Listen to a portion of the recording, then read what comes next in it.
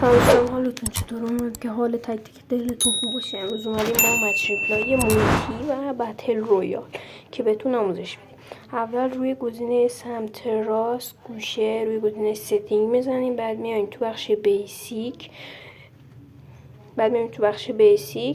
روی مولتی پلیر قرار میدیم. خب روی مولتی پلیر قرار میدیم. بله مشخص میکنم تو ویدیو. روی مولتی پلیر قرار میدیم، میایم پایین قسمت مچ ریپلای رو بهتون نشون میدم و فعالش میکنم. میاد پایین. خب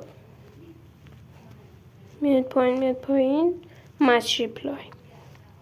بله مچ ریپلای اینجام روش فلش میذارم. ببینید این مچ ریپلای رو آنش کنید. در حالت عادی خاموشه، شما باید آنش کنید. آنش میکنید. خب میاید بیرون، میرید یه دست مچ مولتی رنگ یا فری فور آل بازی میکنید. حالا هرچی بود یه دست مولتی بازی میکنید. خب یه دست مولتی با من اینجا ویدیو رو کات میکنم تا بازی تموم بشه و با آخرش کار داریم. خب حالا شما باید روی گزینه سمت چپ روی گزینه سمت چپ گوشه کلیک کنید. آخر بازی که تو این لابی اومدید، بله نوشته ریپلای اون پایین. آره با فلش هم مشخص کن. پایین نوشته ریپلای رو که بزنید بازیتون رو توی حالت اسپکت نشون میده که چجوری بازی کردید و میاید بیرون. اگه بخواید یه جور دیگه هم ببینید که بازیتون ذخیره شده باشه، میاد تو بخش پروفایل میزنید، میاد قسمت آخر پایین. خب میاد قسمت آخر پایین. آره این میایم تو بخش مولتی پلیر. پس من اینجا با فلش مشخص کنم. بله اینجا میشه. آره دیگه میرید روی مچتون میزنید، روی ریپلای که بزنید، روی ریپلای آره روی این میزنید و به همین راحتی شما میتونید پلی اون مچی که رنگ بوده، حالا مولتی بوده، هرچی بوده رو ضبط کنید بدون هیچ لگی. یعنی هیچ لگی دیگه نمیندازه، نمیخواد ایکس را گولد روشن کنید و غیره. خب آره دیگه من الان بهتون نشون دادم. بله اینجوری هستش.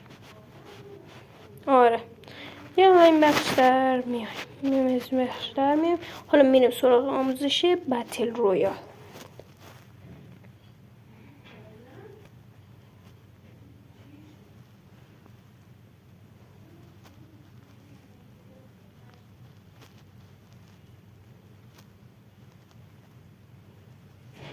خب وارد بخش بتل رویال میشیم. میزنیم روی قسمت کاستوم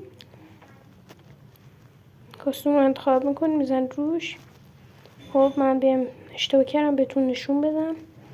آره خب میرید وارد بخش اسپکت میشید، میزنید روی قسمت به فلش نشونتون دادم، میاید رکورد رو انتخاب میکنید از این قسمت. بله رکورد رو که زد کانفرم رو میزنید، با فلش نشون داده شده. بله میاد تو همین بخشی که فلش نشون دادم دوباره میاد همون تنظیمات رو دوباره اعمال میکنید روش. میاد اونجا رکورد رو میزنید، دوباره کانفرم رو انتخاب کنید و میزنید. همین صورت کانفرم رو انتخاب کنید، میزنیدش کانفرم رو و بله به همین صورت ریپلای مچ که براتون فعال میشه و هیچ ایکس رکورد و اینا هم نمیخواد که. خیلی ما رو ممنون که نگاه کردید. بدرود.